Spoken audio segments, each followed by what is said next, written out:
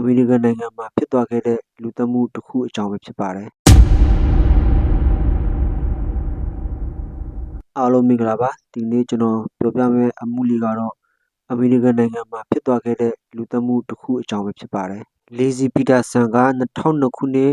ဒီဇင်ဘာ24ရက်နေ့မှာသူ့အိမ်ကနေသူကပျောက်ကွယ်သွားခဲ့တယ်ပေါ့နော်သူမပျောက်ကွယ်တဲ့အချိန်မှာသူမက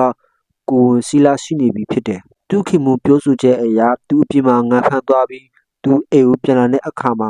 သူ့ရဲ့မိန်းမကအိမ်မှာမရှိတော့ဘဲနဲ့ပျောက်ဆုံးနေခဲ့တယ်လို့သူခင်မူကပြောပြတယ်သူ့မိန်းမပျောက်ဆုံးနေတာကိုသူကသူ့ရဲ့မိန်းမရှိမှဖုန်းဆက်ထားတာတွေဖုန်းခေါ်ထားတာတွေတစ်ခါမှမရှိခဲ့ပါဘူးသူ့မိန်းမအမေပဲသူကဖုန်းဆက်ပြီးတော့သူ့မိန်းမပျောက်နေတယ်လို့ပဲသူကပြောခဲ့တယ်နောက်မှာတော့ရဲတွေကသူ့ရဲ့အိမ်ကိုဝင်စစ်ဆေးခဲ့တယ်ဒါပေမဲ့သူတို့ရဲ့အိမ်ထဲမှာတန်ကြားဝင်စရာလေးမတင်ကားစရာလေးဘာတစ်ခုမှလည်းမတွေ့ခဲ့ပါဘူးရဲတွေကသူ့ခင်မုန်းကိုကြည့်တဲ့အခါမှာ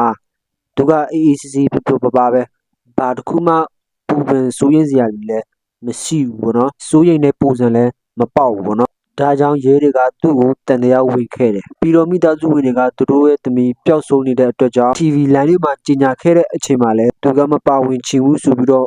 ငင်းပယ်ခဲ့တယ်ဒါပေမဲ့သူနဲ့သူ့မိမနဲ့တွေ့ရိုက်ထားတဲ့တပ်ပုတ်ကို TV ကနေပြသခဲ့တဲ့အချိန်မှာ Amber Free ဆိုတဲ့အမျိုးသမီးတယောက်က Yes ခံကိုဖုန်းဆက်ပြီးတော့မှဆက်သွယ်ခဲ့တယ်ဒီ Amber Free မိန်းကလေးကသူနဲ့ဒိတ်နေတဲ့